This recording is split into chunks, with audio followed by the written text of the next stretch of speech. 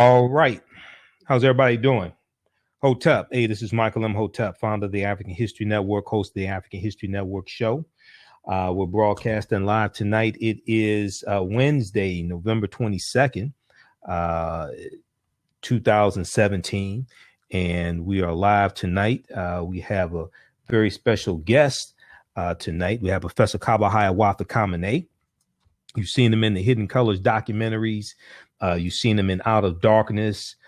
You've seen him in the Black Friday series, and he's in Elementary Genocide Part 3 with myself and Professor James Small also, okay?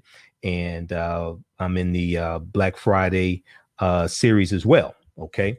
Well, we have him on tonight because he's going to be in Detroit on Friday, November 24th, on Black Friday, for a screening and discussion of Black Friday Part 2. Black Friday Part 2. You see me with my Black Friday shirt on. All right. I'm in Black Friday Part 2 as well, featured in that documentary also. Okay. So we're going to bring them on here in just a minute. Stand by, Brother Kaba.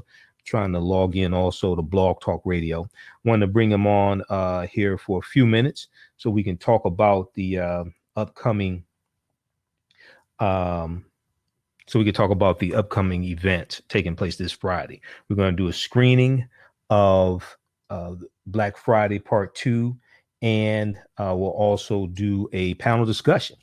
Panel discussion is going to be very, very powerful. You don't want to miss that. Okay. Now, let me check things here. Okay. Trying to get Brother Kaba on the screen. Let's see. Says something's incompatible.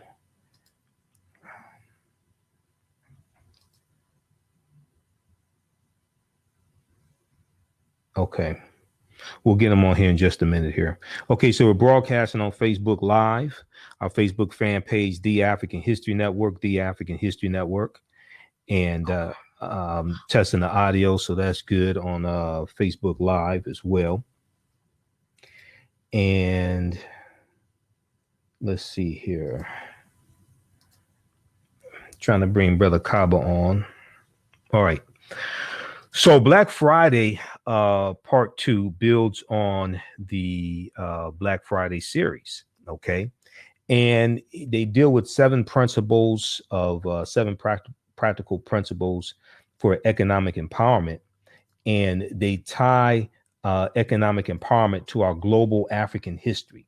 They tie economic empowerment to our global African history. Okay. And the film takes you around the world to Mexico, to Spain, shows you images of the Black Madonna and Child. They deal with some of the history of the Moors. They deal with all this in the film. Okay. And Professor Kaba is central to the film because he deals with a lot of history and economic empowerment. He deals with that. And I deal with history and economic empowerment in the film also. Okay. And this film leans more towards understanding the connection between African history and culture and economic empowerment, more so than the previous two Black Friday films did. But we have a special program in Detroit. Welcome to Friday, Blog Talk Radio. Please enter November your host 24th pin on when Black finished. Friday. Press the pound key. The whole program is 9 a.m. to 7 p.m. 9 a.m. to 7 p.m. at the Charles H. Wright Museum of African American History. I'm sorry, but I did not hear you press at least 4 digits of your we'll PIN do the number. Screening of the documentary at 2 p.m., 2 p.m. to 5 p.m. Okay, we'll do the screening and then do a discussion also. The PIN you entered does not Okay, match the and PIN you have Director on file Rick for your Mathis is Please going to re-enter be your there PIN. as well. Okay, so we have Professor Kaba Kamene, we have myself, and Michael Imhotep, and we have Director Rick Mathis. To start your show now, press as 1. well. To Okay. hear Since it appears you're calling you back don't into a want to live miss that. It's show, free we and are open to the reconnecting you public. now. Friday, November 24th. And Your we have show will go a live in program. 5 There's an seconds. African marketplace 4, all day from 3, 9 a.m. to 7 p.m. 2, as well. 1. Okay, we're going live on Blog Talk Radio. Blog Talk So, Radio. okay. All right. those on Blog Talk, welcome to the African History Network show. Hey, this is Michael Imhotep, founder of the African History Network. You can listen by phone, 914-338-1375, 914-338-1375 is the call-in number if you have a question or comment. I'm trying to connect with Professor Kaba Kamene. We've got him in the queue. We were trying to do a video interview, and I'm not sure why this is not connecting here. So just give me a minute here dealing with this technology. We're broadcasting on Facebook Live and on YouTube also. Okay, our Facebook fan page, The African History Network, The African History Network. We're broadcasting there as well. Okay, let me Kaba,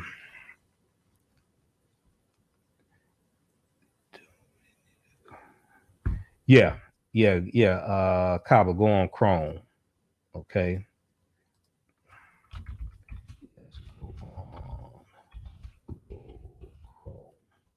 If you are trying to log in with so I sent out an email blast, right? Shortly before 11 o'clock. If you're trying to log in with, hold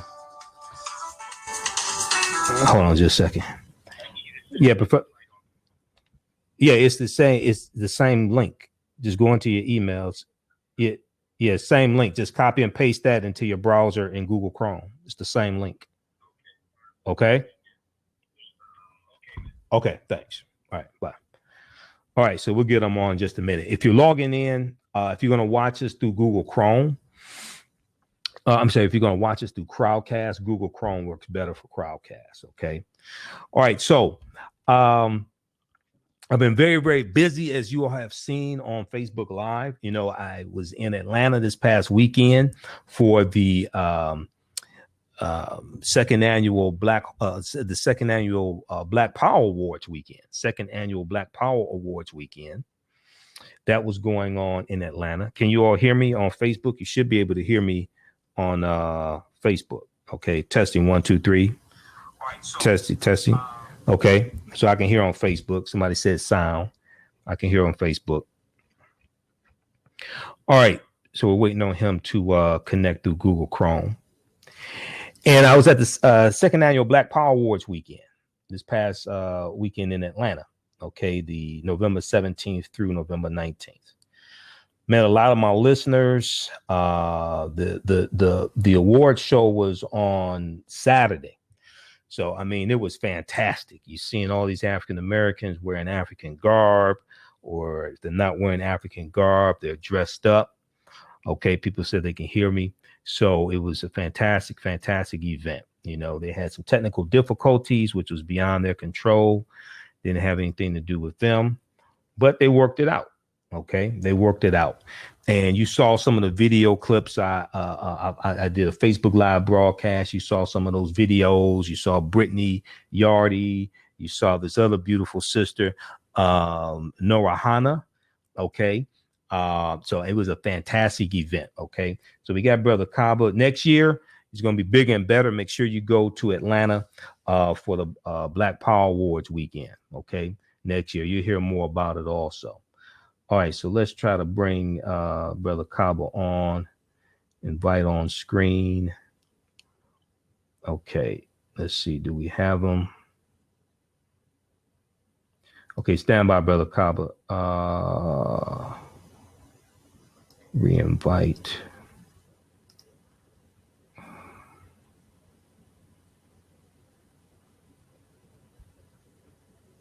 Oh, okay. It says accepting and connecting. Okay. So he's accepting and connecting. All right. So we'll have him on just a minute here. Yeah. So it's a fantastic event to see African Americans, you know, honor ourselves like this, the Black Power Awards weekend. Shout out to Brother DJ and everybody involved in the Black Power Awards. Something fantastic. All right. So we got him on. Hold on. All right, brother. Hotep, how you doing? Hotep to my brother Imhotep. I'm doing excellent, brother. This is all right now? Yeah, we got you, man. We got you. Good. All right. See, this is technology, brother. I'm learning, man. This is the first time I've done this, so I'm learning. I didn't realize I needed to go on to Chrome. That was the challenge. Yeah. Chrome works better for this, man. Yeah, Chrome works better for this. So we've got you on, and we're broadcasting on Facebook Live, our Facebook fan page, the African History Network, the African History Network. You know, we're broadcasting on my YouTube channel, Michael Imhotep. So, you know, I wanted to bring you on tonight, brother, to talk about the event coming up this Friday on Black Friday, November 24th, 2017, at the Charles H. Wright Museum of African American History. I was telling everybody we have a full day of programs. Okay, we have an African marketplace. And we have Professor Kaba Kamene coming in. We have Director Rick Mathis coming in, and we're doing a screening and discussion of the new film that just came out October 13th, Black Friday Part 2, the Living Legacy Tour. The Black Friday Part 2, the Living Legacy Tour. And this film deals with some practical strategies for economic empowerment for African Americans, but it ties our global African history and legacy into economic empowerment. So, Professor Kaba, what were some of the things that you talked about in the film? Okay, because we're getting rave reviews from it. It actually just won an award at the Black Power Awards weekend this past Saturday in Atlanta. Okay, it won an award for Best Documentary. So what were some of the things that you talked about in the film? Well, you know, Brother Imhotep, we know what we have to do economically. Mm-hmm. You know, the master plan has already been laid out. We have got our scholars, male and female, who are economists, who have presented us with these ideas. So where I'm coming from is a very practical concept. There are two things that I want to stress, and this is something that I definitely am going to stress when I get to Moortown. That's my name for Detroit. Yes. On Friday. Right.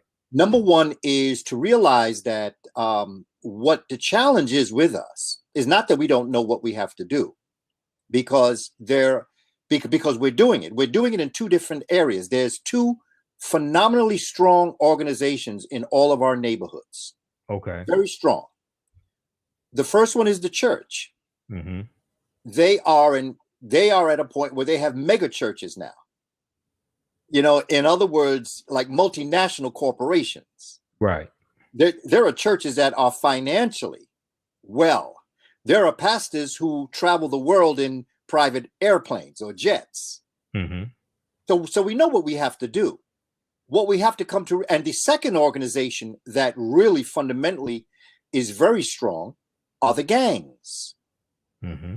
In our communities. They function as an organization, whether it is drug fueled or however it may be. It is fueled by an organization that has a hierarchy, that are responsible to each other, as the church does. And I'm not comparing the two. What I'm saying is that we have organizations of economic growth. Right. The challenge for the masses of our people is that we are in a very abusive relationship. Yes. You know, and it's something that we really have to look at psychologically. What's stopping us from doing this is that it is the same way when there is a couple, however the couple may be. I'm not going to say it's a man, a woman, or a woman on a man. I'm not going to say any of them. I'm not going to put any of the genders in place. But what I'm going to say is that when you have an abusive relationship, you have somebody who is always will always pay the price. And they will act in the interest of the person that's abusing them. Right. And that it seems like when those who are on the outside looking in, who are trying to demonstrate to them that you don't have to take this from them, that there is an answer, that there is a way that you could live better. There's a way that you could live a very healthy, psychologically, spiritually, mentally, and physical life. They tend to always go back to the abusive partner. And that's what we're suffering from. Every other culture has come into our community and set up shop. And those cultures don't have to apply for scholarships because Black folk are their scholarships. We send their children to school. Right. We pay for their bills. And they have no real regard for us as a people. Come in, give us your money, we'll give you whatever services we give you, and get out. And we keep going back. Mm-hmm. So what I think we have to do is look at this from a psychological perspective, because, of course, Dr. Anderson, Claude Anderson and George Frazier and, Reginald Lewis. Right. And our sisters, who are phenomenal economists. So I'm not leaving the sisters out. But what I'm saying is that we have our people who have written books, who have established organizations, who have successfully worked the stock market. We know how to do it. We have people such as Dr. Cuddy Bacon out of Chicago, and we have Philippe Matthews out of Oakland, California, who are showing us digitalnomics and how we can do this. You've been talking about this for years. Right. Since I've known you, you've been talking about this. So it's not that we don't know what we have to do. It's that we have to break through the psychological abusive relationship we have with those who mean us no good. So that on Friday, when the folk that come to this event come, they need to come with money in their pocket, prepared to spend money to begin to end this abusive relationship. And we as the business people, we who are doing business, respect our clients. It got nothing to do with being black. It has to do with being good business people and giving our people a good business deal, so that when they walk away from us, they feel that they have gotten, it's a win-win situation for both people involved. And that becomes very important. The second thing I want to talk about, and then we can go back and forth, is the fact that the wealth of the future is in solar power. And we've got to begin educational programs that will assist from pre-kindergarten straight through to begin to develop a relationship with our children and the community and the school systems that we develop, an understanding of solar power. Because the beauty of solar power is everywhere where the sun shines the brightest, the people are the blackest. So it's like the Creator has given us the wealth in our own backyard and said, here, this is yours. The sun is yours. Solar power is the future wealth of the planet. So we've got to start to implement programs in our schools that develop an understanding towards solar power. And one of the curriculums that I developed starts with the Aten text of the 18th dynasty in Egypt, Kemet, and shows the power of the sun. And from there, this poem, this ode to the sun, then we can develop a curriculum that goes into geology, it goes into oceanography, it goes into chemistry, it goes into physics and math and language arts and all the subject areas that we teach. Solar power is the future wealth of the planet. And that's the second thing I'd like to stress to our, because we need to get very practical now. We ain't got no more time for pontification and theorizing the importance of what we're doing. Come with your money in your pocket, ready to spend it with your people that are going to be at the Charles H. Wright Museum. Right. And not only that, brother. So, I was looking at this article. I'm going to share two articles here. Okay. And I'm going to get you to talk for a minute, because I got to run and check a couple things here. But the final call, right? Finalcall.com. Everybody check out this article from finalcall.com. It's from November 14, 2017. No justice, no profit, as not spending becomes weapon for justice. No justice, no profit. The phrase and the action, as not spending becomes weapon for justice. And it talks about another boycott of Christmas, okay, but redirecting boycott of buying Christmas presents, going to white-owned businesses, corporations buying Christmas presents, but redirecting dollars to African-American-owned businesses, okay? And it talks about the protests going on in St. Louis, the killing of Lamar Smith, I think it was, Lamar Smith back in 2011, okay, by Officer Jason Shockley, Anthony Lamar Smith, by Officer Jason Shockley. And the protests around that as well. Okay. So you're going to have, I know in Chicago, I know Sister Cassiopeia and the Black Mall, they have a Ujima marketplace going on for Black Friday, November 24th. You have this going on in different cities. Okay. Talk about the importance of us kicking off that shopping season, making Black Friday a real Black Friday. Talk about that for a minute. I'll be right back. To answer and to go back to my original point as it relates to this abusive relationship that we're in. I know for a fact there is no question in my mind that if we were to implement a smart and intelligent way of spending our money, that we would shut down the communities that choose to abuse us and take advantage of us. But for as long as they see us developing concepts that relate to them, you can put your hands up all you want. But if after you put your hands up, you put your hand in your pocket and then you go into one of their stores, your hands up is meaningless. And so we have got to get very serious about what we're doing and understand the psychological dimensions of what we're facing as a people. And my proverb is, I don't boycott white business. I buy out black business. See, if we change the paradigm of our thought process, and I know that it's out here. I know that we have the Black Mall that comes out of Chicago. I know we have Buy Black that comes out of Atlanta. I know that we have the Black business coming out of Las Vegas. We have all of the things that we need. This is what trips us up. It's not that we don't have the wherewithal. It's not that we don't have the money. We are caught up in a psychological abusive relationship that we just can't cut loose. Just like a person who's being abused in a relationship will always return back to the abuser, no matter what common sense the family or the friends make, or someone else who is interested in that person that would honor them as their partner. We still will go to the abuser. There's a toxic relationship between the person and that abuser, as opposed to, because common sense would tell you, if someone else comes into your life and tells you that they will respect you, they will honor you, they will love you, they will give you what you need, it would only make sense that you would leave the person that steps all over you, that disrespects you, disregards you, and abuses you. It would only make sense. So this thing has to be psychological in us, that we find a problem giving money to our people to go someplace and always want a break. Okay, when you go to McDonald's, you don't ask for a break when you supersize it. You pay. They tell you. You don't say, "Can you give me a break?" Ain't no love donation.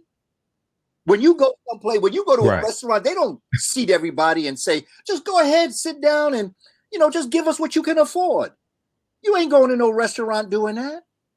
So we know how to act a certain way with people who abuse us, but we somehow get caught up when we get in relationships that are for us and are in our best interest. So for those who are ready to make this happen, for those who are at a point in your life where you want to make a difference, and I have to speak to the Black business people too. We have to respect our people. They don't have to buy from us simply because we're Black. We need to do good business. We need to respect them. We need to honor them when they come into our establishment or when they come up to our table, when it is time to greet them and respect them, and to make the type of relationship between them and us that they walk away, we are standing there with a win-win situation. So the idea is that if we just decided that for the holidays we were going to spend our money with people that look like us, we would shut America down. It's just like that. The same way if that person being abused say, "You ain't going to abuse me anymore. I'm out of here." That relationship is shut down. It takes two to tango, so they say. So, Imhotep, and to those who are listening, somewhere along the line, we have to understand our problem is not that we don't know what to do. Our problem is not that we don't have the money to do it. The problem is that there is a psychological, post-traumatic stress disorder that keeps us in an abusive relationship with people who have no respect, no regard for us. Right. So what happens is, the foundation is African history and culture. The foundation is African history and culture, and it gives us our VIPs, our values, our interests, and our principles. As Professor James Small and Dr. Leonard Jeffries teaches, two of my teachers, and I was just on a panel discussion for the film Black Friday Part 2 this past Friday at the Black Power Awards weekend, and Professor James Small was on the panel along with Tony Browder. So what happens is, Stephen Biko, one of our great South African freedom fighters, he said the most potent weapon in the hands of the oppressor is the mind of the oppressed. The most potent weapon in the hands of the oppressed is the mind of the oppressed. So we have to take our minds back. But the problem that a lot of people have, and we're not going to spend, 100% of our dollars with African American owned businesses, but we can go from 3%, which we spend now, to 10%. We go from 3% to 10%, we can create between 500,000 to 1 million jobs very quickly. Okay. So it's very hard to fight white supremacy and try to seek acceptance and approval from white supremacy at the same time. And this is what a lot of people are conflicted with. Okay. This is why the film Black Friday is so important. This is why the Hidden Colors documentaries are so important. This is why 1804, the hidden history of Haiti, is so important. Okay. Because the Haitians won their freedom through guerrilla warfare.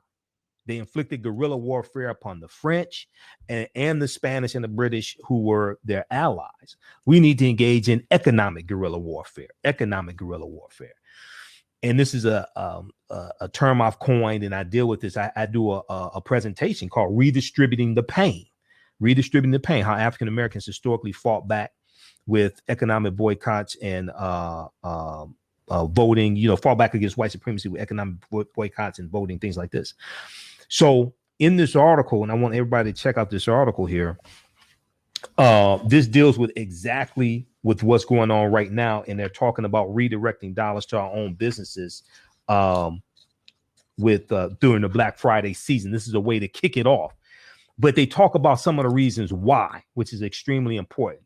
Professor Kaba, once again, name of this article is called "No Justice, No Profit," as not spending becomes weapon for justice. And they talk about the Black Bank movement that really kicked off February of 2016. And in 1 year, $50 million of African-American owned dollars have been shifted to African-American owned banks. But in St. Louis, they've had constant protests in St. Louis behind the killing of Anthony Lamar Smith, which took place in 2011, but the trial just took place, and Officer Jason Stockley was found not guilty. Okay. So back on November 2nd, 2017, you had religious leaders in St. Louis, and you had business leaders that called for targeted, sustained economic boycotts of certain businesses and to redirect African-American dollars to African-American owned businesses. And I just want to share a snippet of this article with you. It said, but community activists are calling for an economic boycott to turn up the heat on city officials. Pastor Dinah Tatman, Tatman, who is the CEO and founder of Greater New Vision Ministries, Inc., is a co-convener of the No Justice, No Profit campaign, discouraging residents from shopping this holiday season. Quote, she said, as of today, Thursday, November 2nd, 2017, we will be withdrawing our financial support from any entities that do not respect us or our purchasing power. Instead, we will be redistributing our monies to support and build our own businesses, schools, and communities. Okay, and she said this at a press conference on November 2nd, announcing this boycott. But what do you think about this? I'm support. I'm support. And here's the other thing about Haiti and the revolution. Yes. One of the most important things to look at was you see, as a social studies teacher, there's something we have to be very clear about, and we get it very confused. Yes. And I used to teach my children in my classrooms, and I used to draw a box. And on one side, I put politics, and on the other side, I put economics. Okay? Right. And then on the other side, I put government systems. Communism is a political system. Socialism is the economic system of communism. Okay, the economic The system of political communism. system that we are in is called a democracy. And the economic Political system is system, called capitalism. A lot of times we Right. argue and we talk about the difference between communism and capitalism. You can't do that. That's arguing apples and oranges. You discuss socialism and capitalism. You talk communism and democracy. Because communism and democracy are the Yeah. political systems. Socialism and Right. capitalism are the economic systems. And what Mhm. Haiti did was to return back to an African model of economics, and it is called democratic socialism. That is very socialism. important to understand as a people, because what Haiti was the first and only democratic society in the Western Hemisphere. Even to this day, their model is better than the United States. Because the model that the United States has is argumentative, because as you can see in terms of what they're doing now, they are saying we're a democracy, but we're capitalists. But they're not capitalists because it's not about the competition of the people. Because all they do is, on the Democrats, or I should say the Democratic model is going to take the money of the government and place it in the building up of the people. What America is doing is taking the money collected by the people and putting it into corporations. And then they dare call corporations people. So once we understand what's actually going on, looking at the economic system, now I'm saying this because as a people, even though we are not a government as a government would be, we still can develop a democratic socialist system. But you see, I'm not talking about European or Eurasians' form of what they call socialism or communism, because then people were always crazy. They're the same people. Okay. It don't make a difference what you call it. Eurasians are all doing the same thing, but they're all covering up. They're all greedy. They're all looking out for themselves. As you can see what's happening. So what we have to do is we absolutely. have to redefine these words. Social means Okay. people. Communism means community. So don't give me none of that I'm communist or socialist or any of that nonsense. That's nonsense.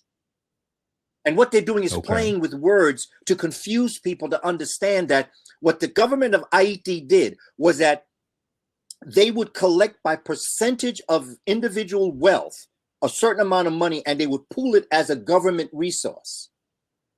A part of the money would go into the running of the government, and the other part of the money would be returned to the people through the impact of the government. But the government was the government of the people, which is interesting because that's what GOP means. But it was the government of the people, so that even though the government had the money, because this argument about should the government run things or is this supposed to be for the businesses? Well, quite frankly, the government. So there was no confusion between the two. So that what ran the government, the whole government itself was the government of the people. And according to your own personal wealth determined, but there were certain things that were absolutely free.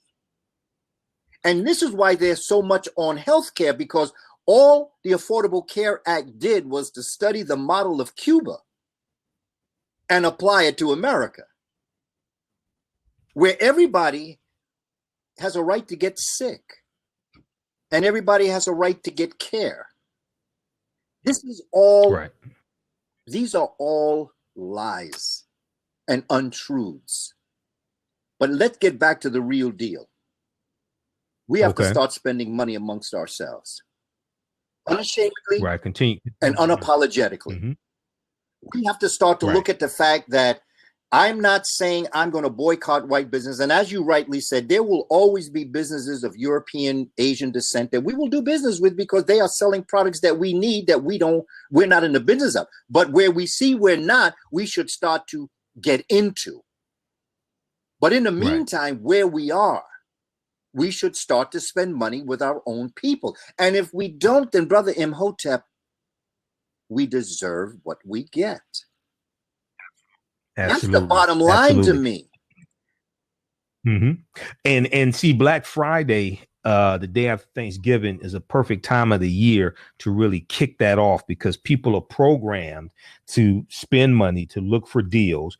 So across the country in African American communities, we should have these Ujima marketplaces or African marketplaces set up with African American vendors for you to go and circulate your dollars. This is what we're doing at the Charles H. Wright Museum of African American History in Detroit. Friday, November 24th, we have a whole program. So we have the African Marketplace, 9 a.m. to 7 p.m. Okay. It's free and open to the public. If you go to the shopping malls, go here first. Okay, don't go spend all your money out in the suburbs, then come with just $10. Come here first, then go to the shopping malls if you have to. Okay, but we have a program. We have African dance. We have a program for children, like crafts and things like this for the children. And then at 2 p.m., we're going to do the screening of the new documentary, Black Friday, the Living Legacy World Tour. I'm featured in the film. Professor Kaba Kamene is featured in there. We have Professor Griff is in there. Chuck D from Public Enemy. A lot of people. Dr. Boyce Watkins, and we have director Rick Mathis who will be at the museum as well. We're going to show the film. Then we're going to do a panel discussion with myself, Rick Mathis, Professor Kaba Kamene, and we have two bad sisters who are financial wizards. Financial wizards. We have Gail Perry Mason, who's a legend in the financial world.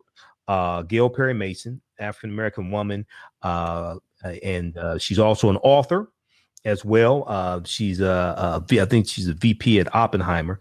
And we also have Kathy Collin as well, who's another bad sister when it comes to the financial world as well. Okay, so we have some feminine energy that we're bringing to the panel discussion also.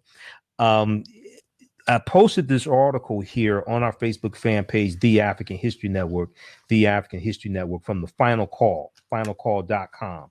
This article is from November 14th, 2017. It's called No Justice, No Profit, as Not Spending Becomes Weapon for Justice. No justice, no profit, as not spending becomes weapon for justice. But they're talking about redistributing the pain through economic withdrawal and redirecting dollars to African-American owned businesses. And they're talking about the protests and the economic withdrawal that's taking place right now in St. Louis that was declared November 2nd, 2017. Now, one of the things that I think is extremely important, Professor Kaba, and you can talk some more about this because you've taught history at the college level, is that when our brothers and sisters have economic boycotts in a particular city, economic withdrawal strategies in a particular city, for instance, some of the businesses they're talking about boycotting are Target, the national department store, the retail chain Target, Burger King, Shell gas stations, the Gap, the clothing retailer, the Gap. When they have these economic withdrawal strategies in a particular city, African Americans across the country should impose economic withdrawal strategies on those same corporations, on those same businesses across the country. Okay, what are your thoughts on that, and possibly tie that into the civil rights movement also? In fact, I was just thinking about that right now. And I was thinking about where Dr. King was heading towards the end of his life with the Poor People's Campaign, and where he was developing concepts. When I have visited colleges like the University of Virginia, there was an organization called Rise Up that invited me out to speak. And as I was talking about this economic piece, I said, we like to march, but what about if we were to decide that we were going to put $20 in our pocket, and then we would march to the nearest African-American owned store and spend our money there. And what the students did was they did it. They call it the Power March. Imagine if this next so-called rights movement, whatever we want to call it, we can call it economic rights. We can see because civil rights, it don't mean a thing. You can tell by what's happening in America today that the civil rights as it relates to law, Malcolm was correct. It's about human rights. Human rights breaks down civil rights, but civil rights does not break down human rights. And it's obvious that with all the things that have been done for over the last 50 years, that it's all being repealed within a year. It's obvious that they meant nothing from the first place. Well, the other thing is that we have to understand that gains that you make, whether it's legal gains, whether it's economic gains, whether it's gains in education, etc., you have to protect those gains also. And this is something that this last election cycle, this is something that a lot of people didn't understand.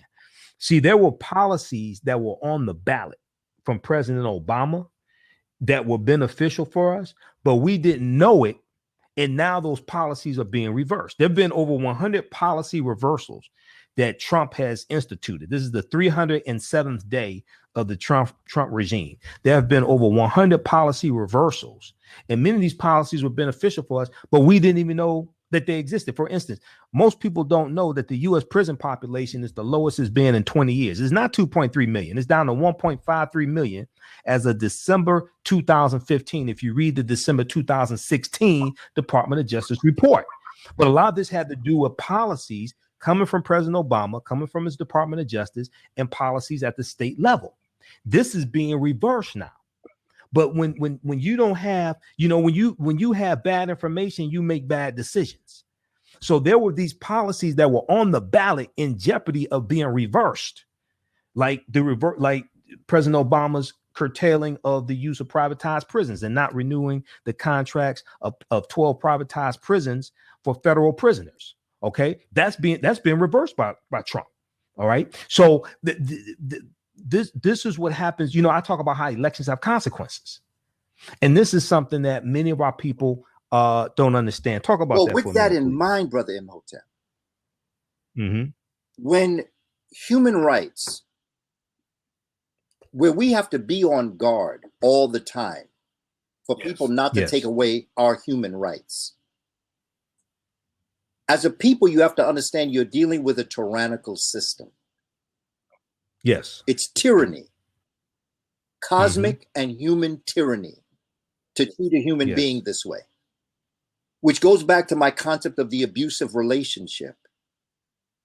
So what do you do when this happens? You have to hit them where, without jeopardizing your own humanity, which is their money. Correct.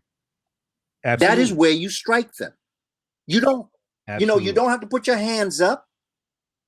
You don't have to march. If you just started marching to African-American owned stores consciously, and one thing you can do is when you go home, I know I saw a commercial, but it's somewhat like this. If you just put your change that you got that day into a jar, if you just put, like if you break a $20 bill, put your singles and your fives, put it away. And at the end of the month, what you've collected, go out and spend what you've saved through your change and through your singles and your $5 bills with someone that looks like you. Start there. Absolutely. Start to sacrifice those $1 bills, those $5 bills, and your change. Sacrifice that. Make that what you spend with your people. Begin there. Of course, we want the 20s and the 50s, but let's start realistically somewhere with a plan. Start with 10%.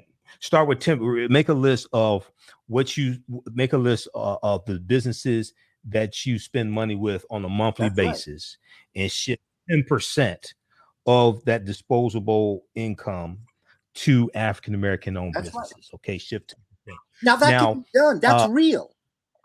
Oh, absolutely. That's realistic. Now with the marching, I take a little different approach with it. Okay. Mass protest has its purpose, right? Mass protest has its purpose. The purpose of mass protest is not to solve the problem. It's to draw attention to the problem, to inform people that the problem exists, to galvanize support around your agenda, to work people into your agenda and move to the next step. Mass protest has its purpose. The problem comes when people think that marching is the solution to the problem, or they think that the way we got the Civil Rights Act was because we marched. Now, April 3rd, 1968, Dr. King gave his last speech. It's called "I've Been to the Mountaintop" in Memphis, Tennessee. And he said that we have to always anchor our external direct action with the power of economic withdrawal. He said we have to always anchor our external direct action with the power of economic withdrawal. What this means is, number one, the power is in the targeted, sustained economic withdrawal strategies, number one. But he's saying that when you have mass protests, you have to have the targeted, sustained economic withdrawal strategies. And this is what's oftentimes missing when you have these marches. Okay, they can work together. Now, at the end of that march, they need to march themselves on down to Black-owned businesses and buy them out also.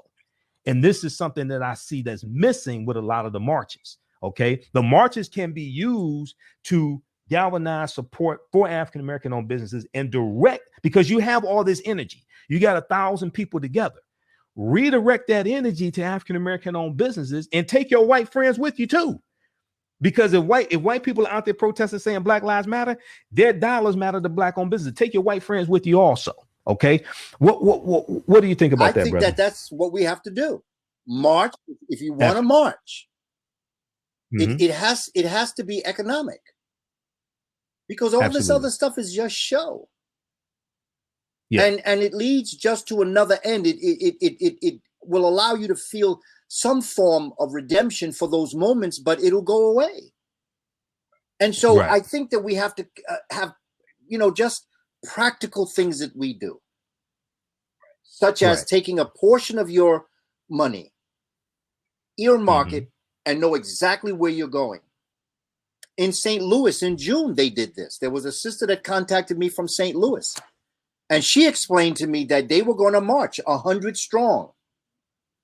And they were going, because I had spoken in St. Louis, and she said that she thought that was a great idea. And that, so what she decided to do sometime in June 23rd, somewhere in there, that they would march to an African-American owned business. Now, what's good about that is that African-American owned businesses, when you have a whole bunch of folk that'll come to your place, then the businesses are going to make sure that they give good deals to the community when they can get a certain amount of money, and they will also attempt to get the interest of those groups to come to their store, which creates trade and communication within the community.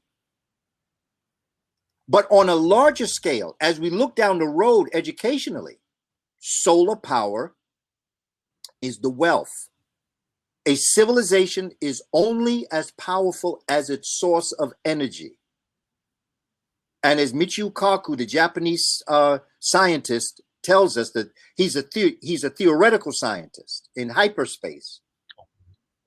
He has broken down that there are 4 types of energy systems. That is one that depends on the Earth, one that depends on the sun, one that depends on the galaxy, and one that depends on the cosmos. Our ancestors in Kemet, in Egypt, were drawing from the sun, and they were on their way to drawing power from the galaxy. That is carved in on the walls of Kemet. That's how we have deciphered and analyzed their science. We know the pyramids. We know that the Hymn to Aten are all exposés on the power of the sun and the energy that is derived on the earth from the sun, including our own very existence. So they were aware of solar power, and they built their technology around solar power. But when the Greeks and Romans came in and defiled the temples, they never understood what our ancestors were doing. So they returned the human family back to the earth for the sources of power, such as what we now have, fossil fuels, and or the things that we depend on as it relates to the earth, gas, energy, and all that sort of stuff.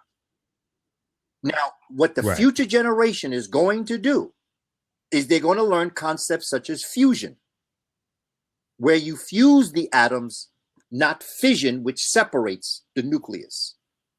When we get that, fusion is clean energy, and the sun is all the time. Even at nighttime, somewhere the sun is shining. So when people say, well, if you want to derive your power from solar power, what are you going to do at nighttime? Well, the thing is, you got satellites that can derive power from the sun at nighttime. So that we have got to change the paradigm of our thinking. And I'm telling you that when we get to the point where we understand solar power, there will be no alien. The idea of the wealth that we will have will not be judged by million or trillion or zillion or billion. It's not going to be able to have an alien at the end of your name, because your energy is going to be so ever present. Your wealth is going at the same rate system is, that there is no alien you're going to put on your name. I'm talking about our ancestors. That's where their wealth came from. And I'm telling us as a people, if we just focus on each other, and if we just begin to understand what wealth is, and begin to get our children online to study these subject areas in STEM, science, technology, engineering, and math, with the backup of language arts and an understanding of the social sciences. This is what our educational systems that we're going to develop have to start to do, Brother Imhotep. This is the future. Absolutely. Solar power is the future wealth of the world. And like I said, the beauty of it is that the places where the sun shines the brightest, the people are the blackest. Right. Hey, do me a favor. Turn the volume on your computer down a little bit, because I'm getting some feedback. Turn it down. How's that, bit. man? Okay. Testing. I think that's better. Okay. And right now, you know, there's a right now there is you have 4 million available jobs right now in the STEM fields. Okay. Now, of course, we want to create businesses around the various STEM careers, but somebody may start out working for a company to gain experience in the STEM field and then break off and start their own business. But there are 4 million available jobs right now in the STEM fields. A lot of people don't know this: science, technology, engineering, and math. Going back to March of 2017, I talked about this on my radio show. Verizon had a campaign called "We Need More." We need more. And they had prominent athletes like LeBron James and Drew Brees saying that we don't need more LeBron Jameses. We don't need more athletes. Okay. We need more scientists. We need more doctors. And they talked about all the different types of careers you can have in the STEM fields. And they would ask the children, you know, what do you want to be when you grow up? And they say, oh, I want to be a singer. I want to be a basketball player, football player. Then they showed them the different careers, and they showed them how much you make in these different careers: $150,000 a year, $90,000 a year, $125,000 a year. And the children were blown away by this, right? So these are, I talked about how we need to expose our children to these possibilities, because you can make that type of money for the next 20, 30 years.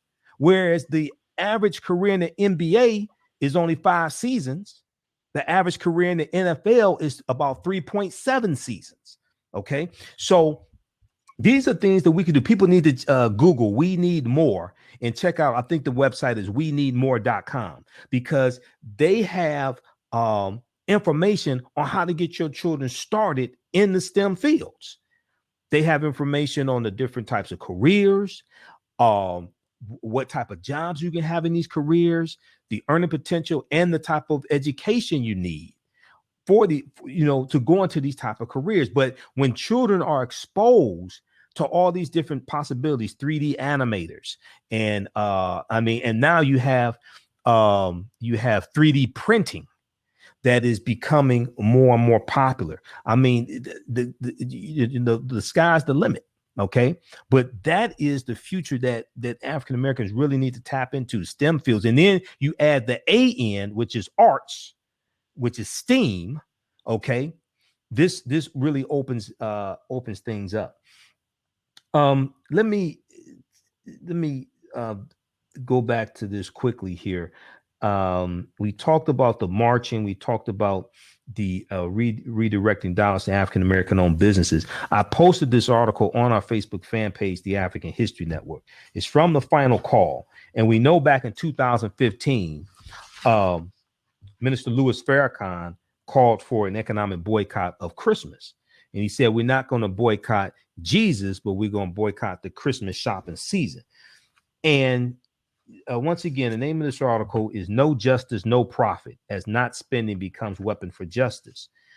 And if we look at this again, it says that the No Justice, No Profit boycott, this comes out of St. Louis, includes Target, US Bank, Burger King, Shell, grocery chain Schnucks, Gap Inc., Goldman Sachs, okay, which is an investment banking house, and the St. Louis Galleria Mall. Instead of shopping at these businesses, organizers are directing supporters to the website nojustice.noprofit.us, nojustice.noprofit.us, for a list of Black banks, websites, and storefronts to patronize instead. So this is something that's very organized. And what I explain to people is, if you tell people don't shop at this store, you have to give people an alternative to shop at and redirect them to African-American owned businesses. What do you think about a strategy like this, brother? I think that's what we have to do. We basically just have to begin. The bottom line is to begin to take a certain amount of our money in the beginning and direct it towards our people. Absolutely. We have to actively look, and activities like this at the Charles H. Wright Museum is an example. I remember, what was it, last summer when I was there, and they had the market. Remember, I saw you there. You had your, okay, remember that? It was in the summertime. I remember it was. Well, that's when we brought, now you came when we had Professor James Small, Dr. Leonard Jeffries, and Dr. Wade Nobles. Yes, that was in March. That was honoring Dr. Wade Nobles and the book, and Dr. Leonard Jeffries and James Small. This was in the summertime. Okay. And so I'm gonna play this clip in just a minute, man. But this goes into exactly what we're talking about. This is technology, so I can play a YouTube video while they watch this also. Go ahead. Okay. Well, what happened in the summertime? There is a brother there that has an ice cream. Oh yeah. That he Paul nuts. Taylor. I think that's Paul Taylor. Okay. Now that ice cream was very good. Yes. It was very tasty. Different flavors. Right. And when I tasted it, it was a good ice cream. Well, it really wasn't ice cream, it was nut cream. And it was very healthy. So what I'm saying is that, you know, I came in contact with that through the Charles Wright Museum when there was the African American celebration that summer.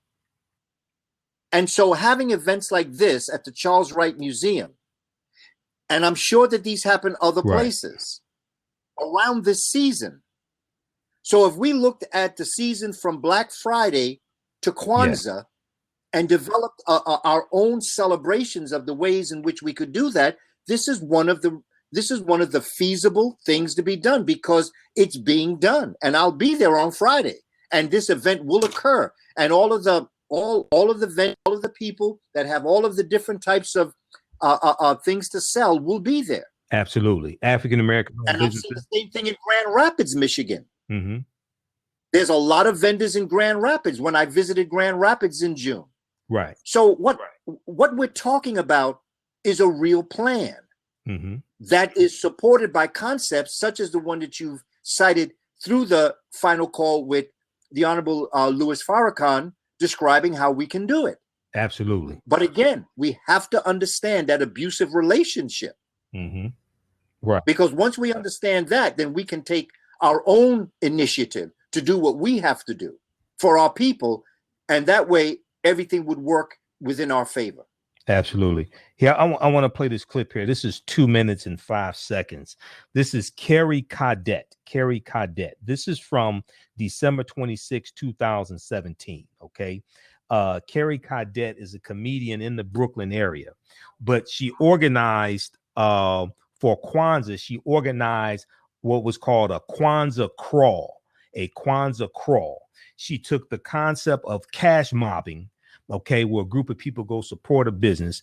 She took the concept of cash mobbing and merged it with Kwanzaa to reintroduce Kwanzaa to millennials and to make Kwanzaa cool again, to make being Black cool again. Okay, this plays right into what we're talking about. Let me share this clip. Organizer of Kwanzaa Crawl and the founder of Operation Mobilize, which is the organization that put this whole thing together. We put together the whole entire event in 3 weeks with 17 bars, 16 different teams and team leaders. We haven't been sleeping. It's a very small team. It's like 2.5 of us, 3 of us. As we are always looking for ways to bring people and the community together. We're always looking to try to find ways for people to take an active role in the things that happen in their community. So this is just another one of our initiatives. We think it's important that we support the small Black-owned businesses that support us, that hire us, that give us jobs. And it's time that we take a part and celebrate our community while we can and appreciate it. It's super important to tie it with Kwanzaa because Kwanzaa is all about cooperative economics and collective work and bringing people together under unity. So this crawl is actually embodies all 7 principles of Kwanzaa. It has a whole bunch of people coming together for one purpose on one day, unifying for one goal. It has all the business owners pitching together, cooperative economics. We're here to support you, and we're doing the work creatively with Kwanzaa Crawl. Our goal for Kwanzaa Crawl is actually to have it in so many cities across the country. So we want to have it in Harlem, in the Bronx, in DC, in Houston, in Dallas, in Chicago. We want to bring Kwanzaa Crawl to towns everywhere. I think that it will help the Brooklyn community just by giving people a sense of pride in where they come from and when they live. People are really excited to just come out here and do something positive. We found a cool way to do it. So people are excited to do that. And I hope that it starts a conversation that continues, that people know and are conscious to support Black, support small-owned business, buy locally. And this is how we started now. I think starting the year off this way is a really good way to kick off 2017 with that thought and purpose in mind. Yeah, Operation Mobilize was founded out of a need to do something. We are tired of being shot. We're tired of police brutality. We are tired of complaining. We're tired of protesting. So one of the many ways in which Operation Mobilize aims to get people together is to mobilize them to do something. And this is one of these things. Be mobile, do something, learn who your congressmen are, learn who your local assemblymen are. They're all out here. They're all supporting. I know them by name now. I did it last year. This is cool. This is dope. And hopefully we can start the trend in cities all across America. Okay, so that's what they did, man. They organized in 3 weeks, right? In 3 weeks, they were able to organize about 1,600 people to go support 17 African-American owned businesses. She said there's about 3 people were able to organize this in 3 weeks. Okay, now that's putting the theory into actual practical application and using Kwanzaa to teach the 7 principles of Kwanzaa, the Nguzo Saba, man. Have you seen that before? No, brother. That's the first time I've seen it. And that's like down the block from me, man. Yes. That's something powerful that they did. But this is something that African-American owned churches can do across the country every month. We don't have to wait till Kwanzaa comes once a year to do this. We should do this for Kwanzaa, but we can do something around Dr. King's birthday, Malcolm X's birthday, Marcus Garvey's birthday. I mean, this is something powerful. Now, she said something very important. She said that the Congress people were out there. The politicians were out there because when they see that you can mobilize that many people, that's right. They're coming. That's right. Because they want their vote. Talk about that. Yes. That's how it works. Yes. You know, Claude Anderson talks about it. Yes. You know, when and George Fraser talks about the power of economics as it relates to politics. Mm-hmm. And if you have a unified force of economics, mm-hmm. You will control what the police force does in your community. Absolutely. You can leverage your politics. You leverage your politics to employ your own people, and you leverage that to gain control. You leverage your economics to gain control of your politics, gain control of the police force, the media, the education system, things like this. You do this. You know, Dr. Claude Anderson is one of my teachers. I was just with Dr. Claude Anderson 2 Saturdays ago in Chicago. He was speaking at the was it the Cultural Center, Harold Washington Cultural Center. He's talking about his new book, The Black American Reader. Actually, here's an advanced copy of his book his wife sent me to review. A Black History Reader, 101 questions you never thought to ask. He said this is his last book. This is his most recent book. You can order this from powernomics.com by Dr. Claude Anderson. And so I was just with him. He's one of my teachers a couple of weeks ago. So this is something that's practical, brother. And I want people to understand, because a lot of times people come with all these theories and things like this, right? And you got to wait for all the stars to line up and you need 1 million people to make, to do. No. 3 people organized this. Yeah. Okay. And most of those businesses were normally closed on Monday. So December 2016, Kwanzaa fell on a Monday. Yeah. And they were able to direct thousands of businesses to African American owned businesses like that. That's something extremely powerful, and it's practical. Yes. It's doable. Yes. Now, and imagine a church. Go ahead.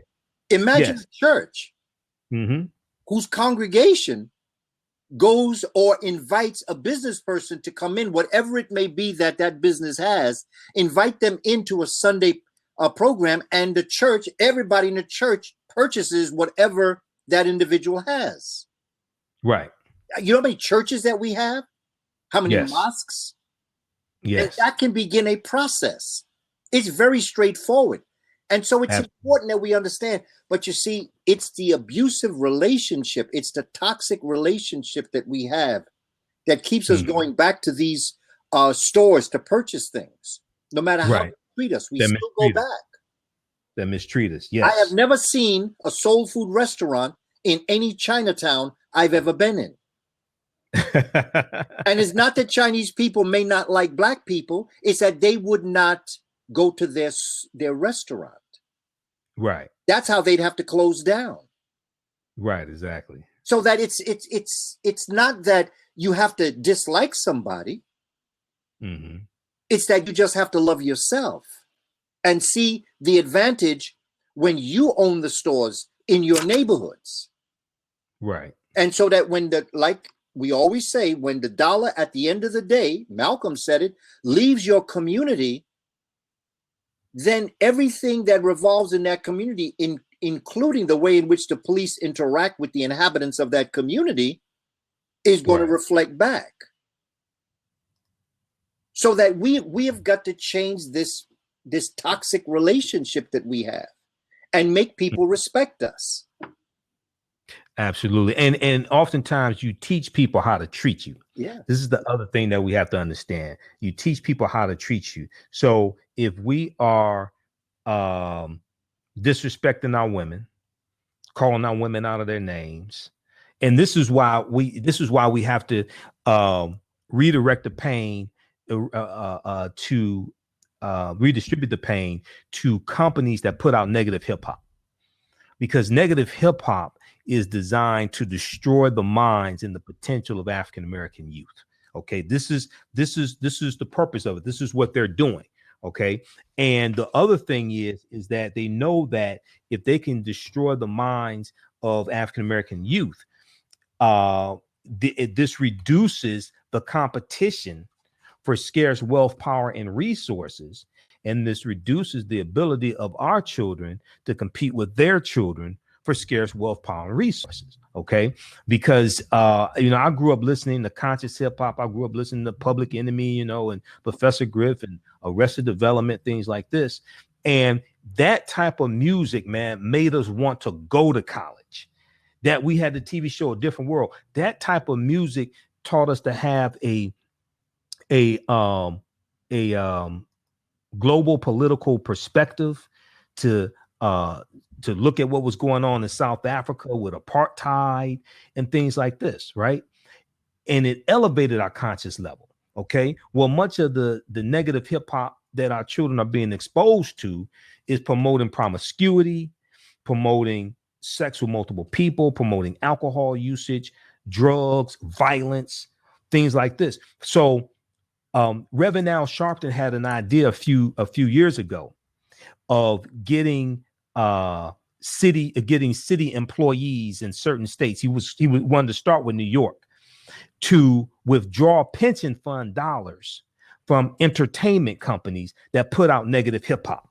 Okay, withdraw pension fund dollars from entertainment companies that put out negative hip hop, and this was a campaign he had going, but I don't think it really went anywhere. But what happened back in June, I don't know if you heard about this, brother, but what happened back in June, New York Daily News has an article about this, and Reverend Al Sharpton did a segment on Politics Nation on MSNBC about this. City employees in the city of New York in June withdrew $48 million in pension fund dollars from 3 privatized prisons.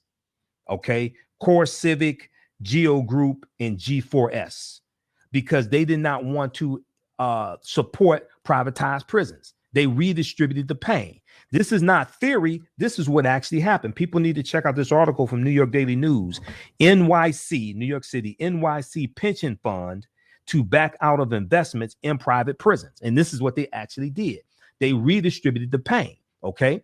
And Core Civic used to be Corrections Corporation of America, which is the largest owner operator of privatized prisons in the country. So they're saying you may have privatized prisons, but you're not going to do it with our money.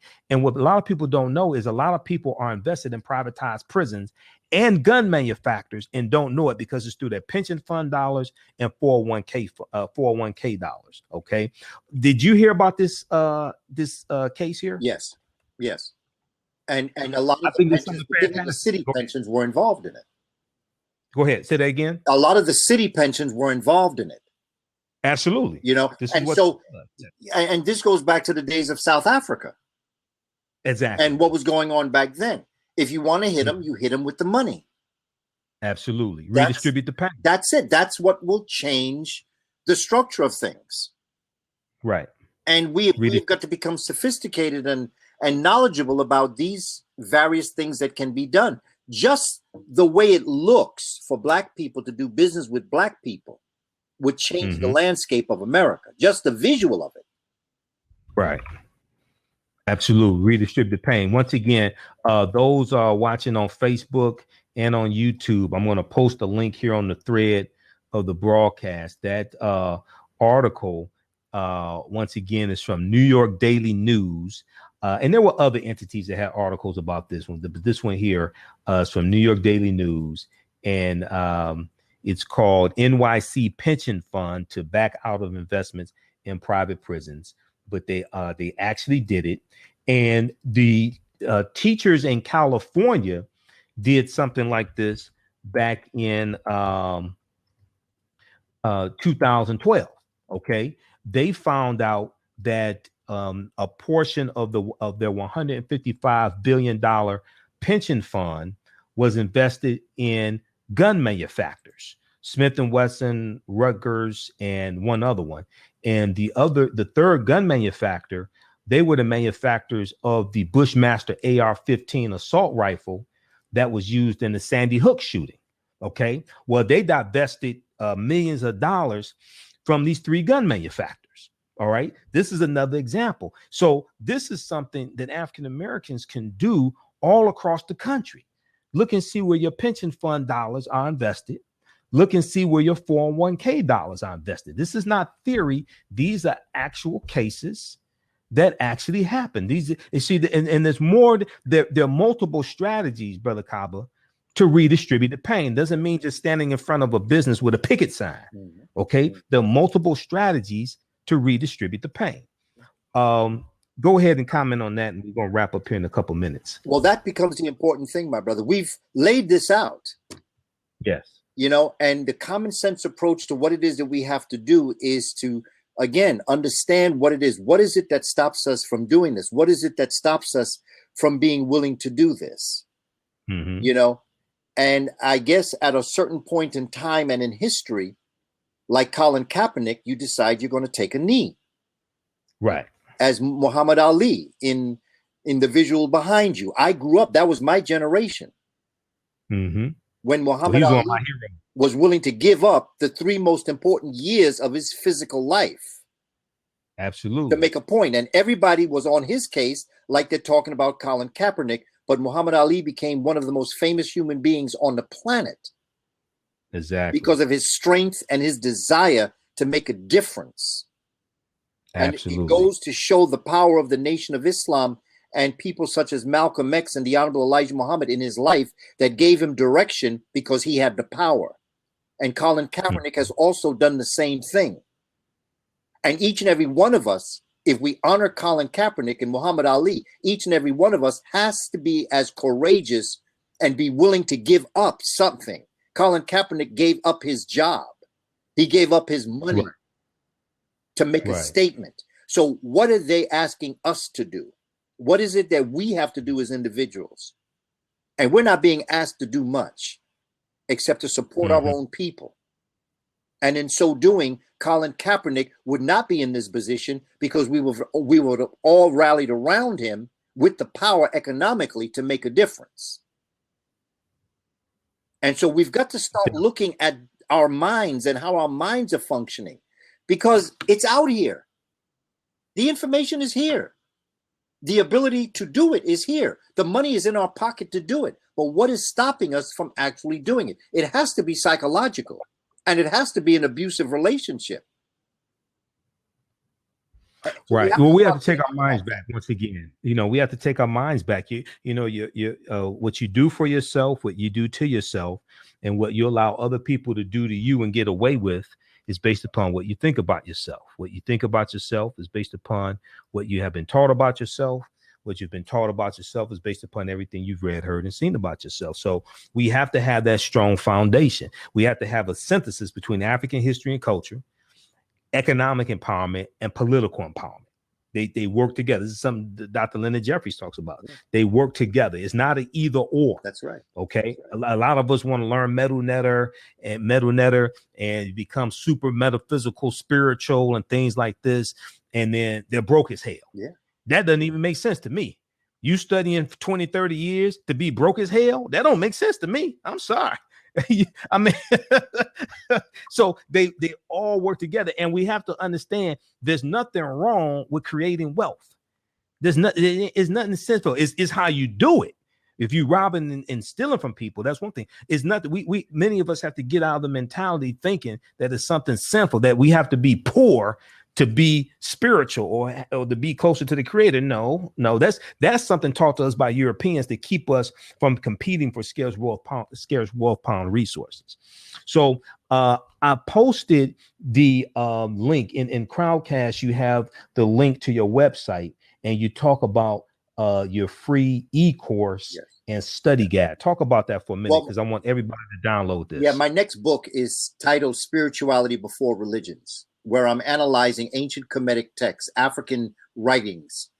And I am talking about the original thought process and philosophy that Africans had, that they carved on the walls of the pyramid text and what they wrote on papyri, that developed the later religions from A to Z that would come into existence. And what I want us to do is to look at this spiritual system. That's a beautiful system.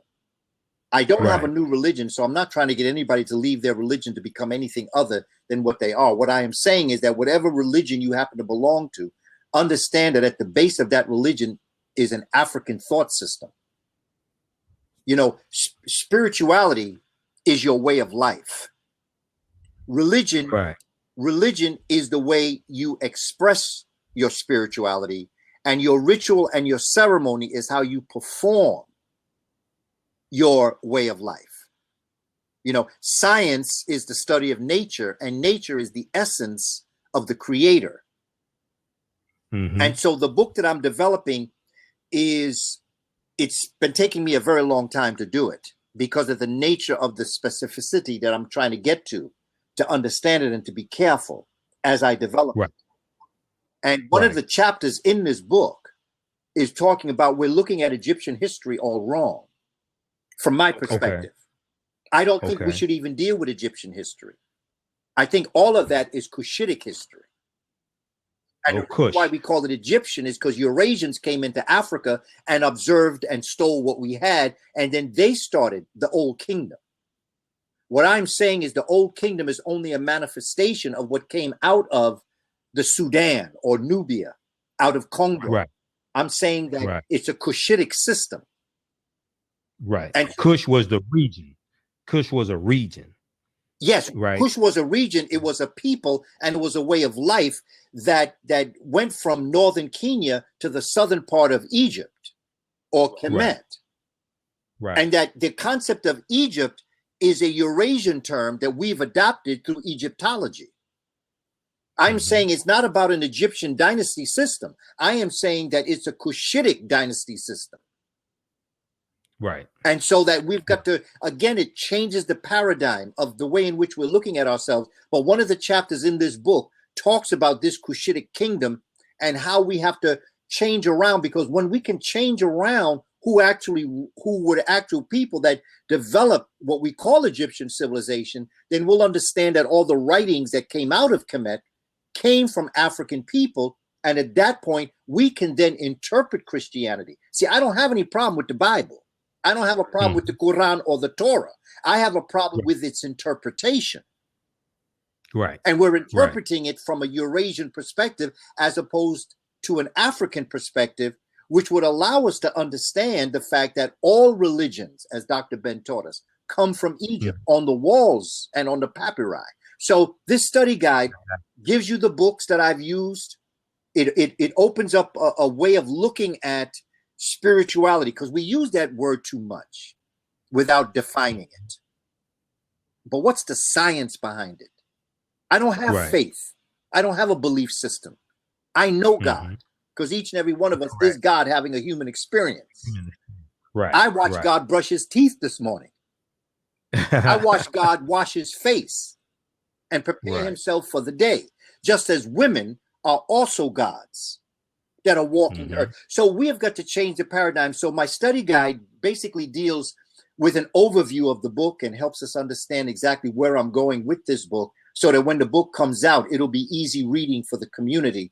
And also my study guide is my lifelong outline on how we can approach the study of our history and culture in a proactive way, that we can become productive citizens of the planet and to understand what it is that we actually can do on this planet. And again, all this knowledge means nothing if you don't have economic foundations in it. Right, exactly. Speaking of economics, I just want to show this quickly and then we'll get out of here. Okay, share this. Okay.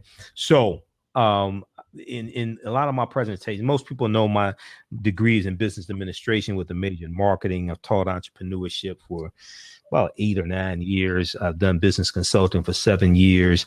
I managed a company where we had government contracts. We had contracts, janitorial service contracts at the county level. We had training contracts with the state of Michigan. And I also served on the committee to rewrite Executive Order 22, which was laws dealing with policies dealing with the hiring of African Americans on construction jobs in Kwame Kilpatrick's administration. I didn't work for the city. I didn't even vote for Kwame either time, but I was managing a construction trades program through the company that I worked for, and we had a partnership with a local community college. So through my expert maneuvering, we connected with the city of Detroit, right? So this is something that I show people in some of my presentations, and it's in the article that I wrote, because I write articles as well. Why does the African American dollar stay in the community only 6 hours, something like that? Don't get caught up on that statistic. But how to create 1 million jobs, right? The Kellogg School of Management at Northwestern University. Now, this is one of the top business schools in the country. Kellogg School of Management. They did a study and they found that 500,000 to 1 million jobs could be created if 100,000 African American households with annual incomes of $75,000 or more spent just one out of every $10 with African American owned businesses. This is 10%. Okay. If 100,000 African American households with annual incomes of $75,000 or more just spent one out of every $10, 10% with African American owned businesses. Okay. If you read the article that I wrote, why is the lifespan of a dollar only 6 hours in the African American community? I talk about this study in there. You can read all of my articles at AfricanHistoryNetwork.com, AfricanHistoryNetwork.com. If households with under $75,000 in annual income, if they spent one out of every $10, we could probably create 2 million jobs very quickly. Okay. This is something that's doable. Right now, we spend 3% of our dollars with our own businesses. Okay. We can very quickly go from 3% to 10%. This is something very doable. All right. So this is something extremely important, because you know, one of the good things under the President Barack Obama, the unemployment rate for African Americans was cut in half, right? But we need to, and at the same time, and this is something that's talked about in the film that people are going to see Friday, Black Friday Part 2. African American women are creating jobs are creating businesses at 6 times the national average. The fastest growing segment of entrepreneurs is African American women. Okay. But at the same time, it's not just creating more businesses. We have to redirect dollars to those businesses also. Otherwise, they're going to go out of business. Okay. And the rate that they're being created is outpacing the increase in us spending dollars with them. Okay. So overall, the average annual revenue of African American owned businesses has dropped to like about 76,000 because they're being created so quickly. Okay. But this is something people really need to check out. Go ahead and comment on that quickly, Brother Kyle, and then we're going to get out. You know, that last point that you made about sisters, here in New York City, we have a conference every year. I think it's in October. It's called Circle of Sisters. Right. Where sisters get together and they do some very, very serious business with each other, and other cultures come also who would like to get to work with these businesses. And what we find is that sisters are getting into every facet of life. Absolutely. Whether it be the sciences, computer science, teaching, all the areas that exist. Sisters are now beginning to get a sense of entrepreneurial skills. And, yes. And I'm not even going to say that they're beginning to get, they've always had. It's just that now they're professionalizing it in order to get sisters to work together. And brothers too did go to these conferences. This is happening. Right. This is the other part that I'd like to say also, is that this ain't over till we win. Right. Okay. Right. And that this is happening. All we have to do is keep on keeping on. And what we have to begin to do is to get better at what we do, you know, and all we have to continue to do, such as the Charles Wright event on Friday, is part of this process of what we're doing. Circle of Sisters is part of the process.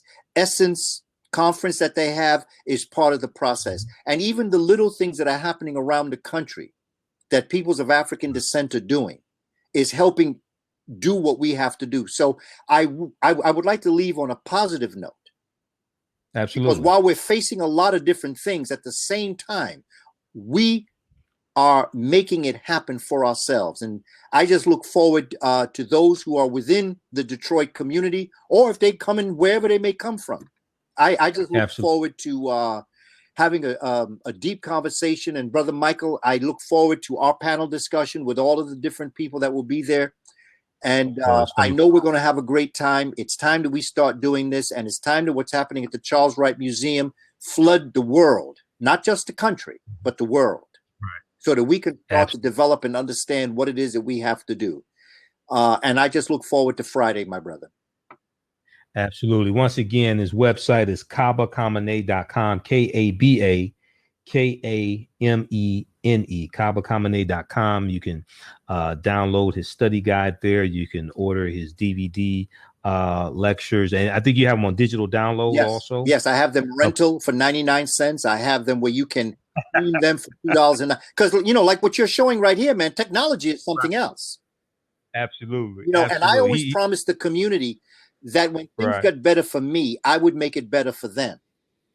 Right. So for those members of the community that the physical copy is $15 or $20, some of them may say, well, I'd rather stream it for $2.99, or I'd like to rent it for 99 cents. I have things that are no price, and I have some things that are of price. But we got to make business. We got to make this into a business. Right. And then and lastly, man, you know, at the Black Power Wars weekend, I have to share this with you. We're gonna get out of here, man.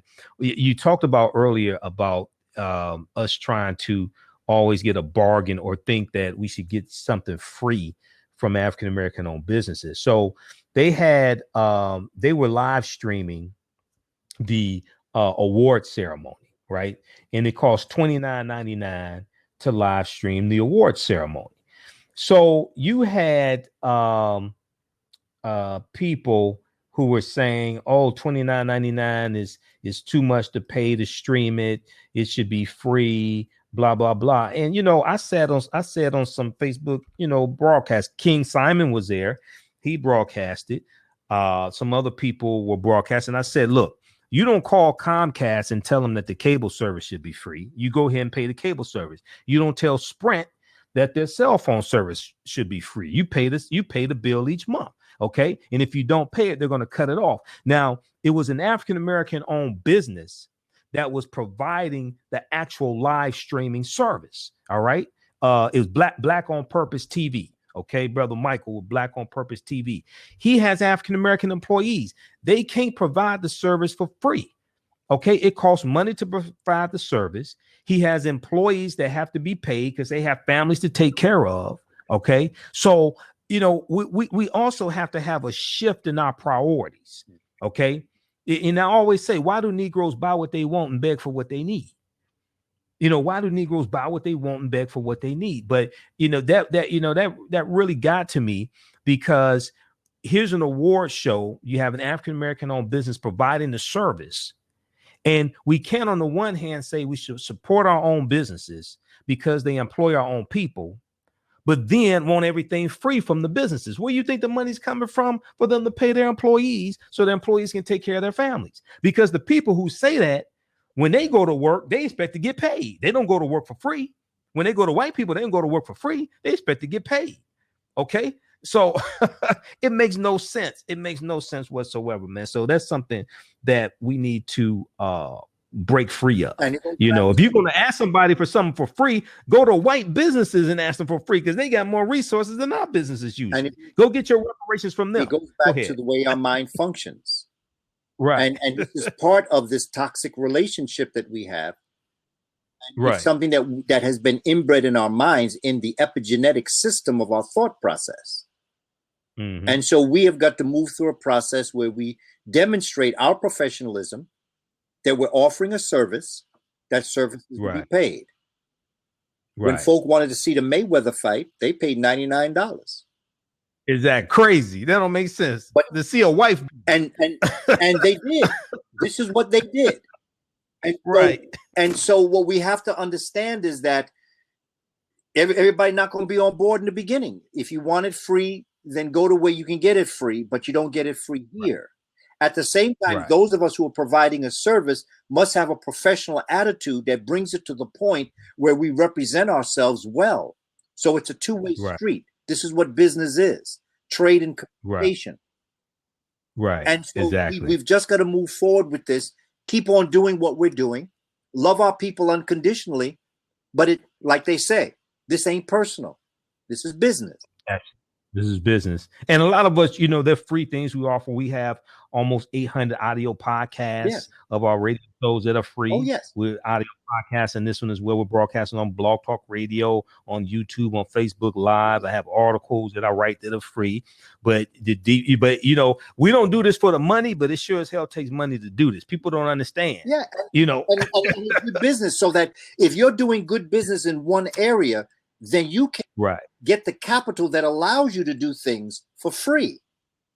Absolutely. And the more we can acquire wealth, the more that we can put other things. And that's what good business is.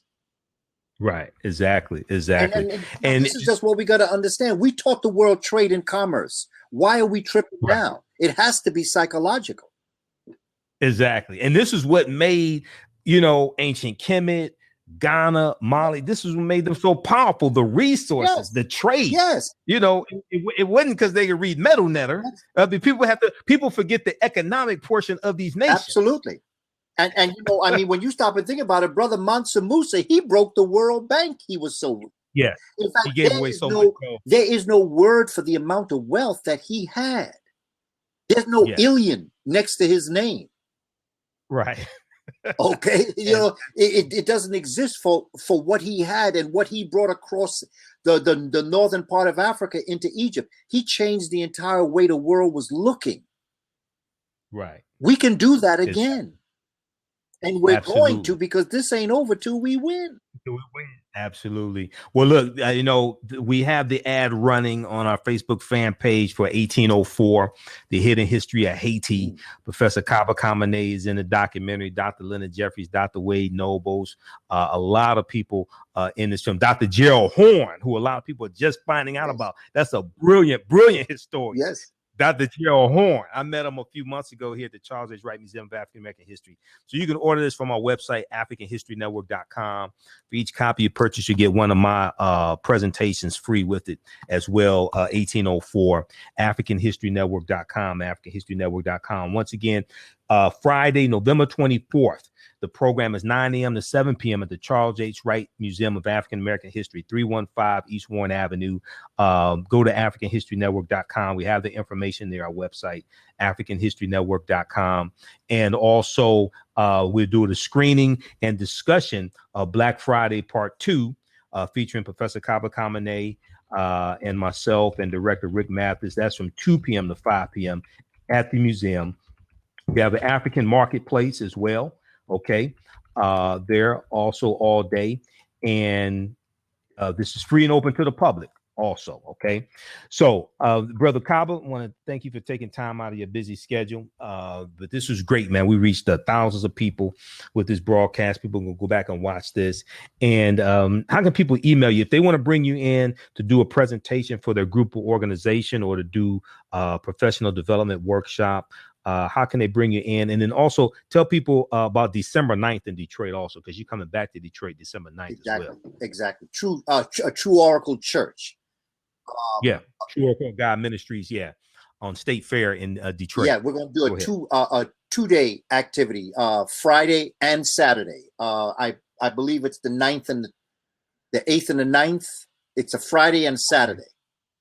Okay, I'll look at it quickly here. Go ahead. And what we're going to do is what I've been asked to develop is to look at ancient boat building.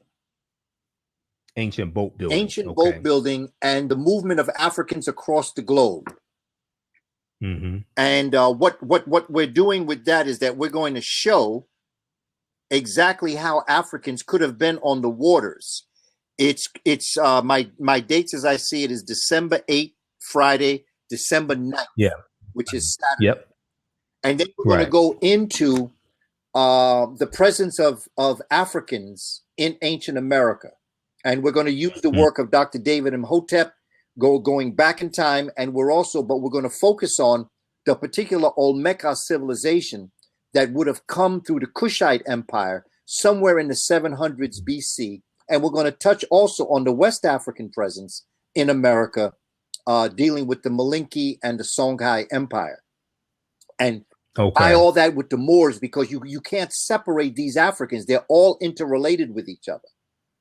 And that's the other thing I'm trying to show, the holisticness of our history and culture. So on the 8th and 9th, we're going to deal with some boat building from Chad. We're going to deal with ancient Kemites coming to America, going straight across West Africa. It's just going to be a 2-day seminar on developing and understanding, but most importantly, how do we teach this to our children when we're dealing with world history and American history? Boat building and the presence of Africans in America, December 8th, December 9th at the True Oracle. And if you want to reach out to me, if you'd like me to come and do this type of work in your community, I work with homeschoolers, I work with after-school programs, boards of education. You can contact me at Kamene777 at AOL.com. KAMENE 777 at AOL.com. And that way you just reach out. We'll talk and we'll see what we can do, because this information has to get to our children. Every civilization is only as strong as the information that's transmitted to the children. Mm-hmm. And it becomes very important. Every great society is always focused on the children, taking who they are to the next level. It's like in music, when you sing do, re, mi, fa, sol, la, ti, do. Well, you began with do, you ended with do, but the second do, you were at a higher octave. That's what we're trying to do with our children. We're do, they're do. But as we move through life, they should become better than who we are. Our job is to make them better than us. Correct.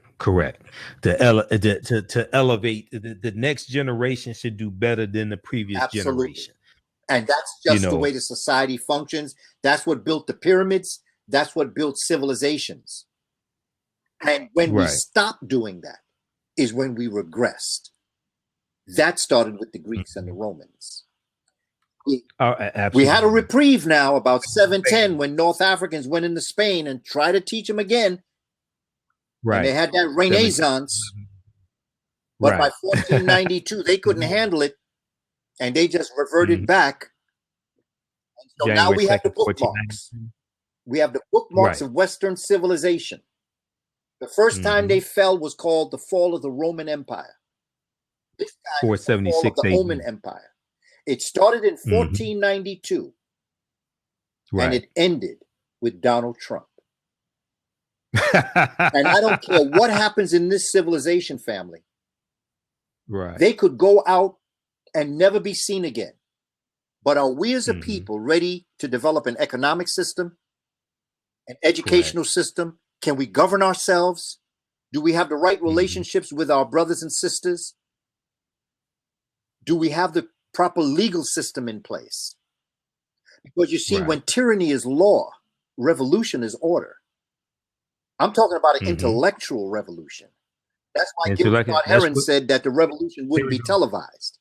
Because what's happening on the street is not the revolution. That's the result of the revolution. Because the true revolution happened in your mind when you decided that you had enough and you weren't going to take it no more. And at what point are we going to get to the point where we're going to say, economically, we understand that economics is at the base of much of what we have to do. It is not the end all and be all, but it certainly is one of the founding points that Dr. Jeffrey says. Economics, politics, culture, history and culture, systems analysis. Systems analysis. Definitely. You talked about the Moors. It's very quickly. It's very important for people to understand. The Moors were African people as well. Okay, the African. Now you're going to have the Tani Moors that are like some Europeans, but in general, the Moors were African people, and they're descendants of the Garamantes. As you talk about, we know the Phoenicians were descendants of the Garamantes as well. Is that correct? The Phoenicians. Because Hannibal was Garamantes. But the Phoenicians weren't a people. Because on one side, where we call Lebanon today, you had Phoenicians that were dealing with the color purple. That's where Phoenish comes from. Phoenix comes from the idea of the color purple. They were merchants in tin and in purple. They were in Lebanon, but they were also in Carthage, which we today call Tunis. Tunis or Carthage, which used to be called Carthage, or Dr. Ben called it Carthage. Because Hannibal Barca was Garamanti. He was descendants of those Garamantes. All those North Africans, including a lot of the Kemites and even the Africans that we call Libyans, were also. But you see, we can't understand it unless we look at it across the board culturally. We have to understand long before 710. There was a Baticus. There was a black man, Baticus, that was in Spain. That was there 1200 BC. Yeah, they were there over 1,000 years before. Africans were there over 1,000 years before they went in 711 AD. There was already an African presence there. And Taharqa was already in Spain. He was part of the 25th dynasty. Exactly. I think in Golden Age of the Moor, I think they talk about that in there. They talk about that African presence in Spain over 1,000 years before 711 AD. The other thing is that you have to understand the kingdom of Numidia.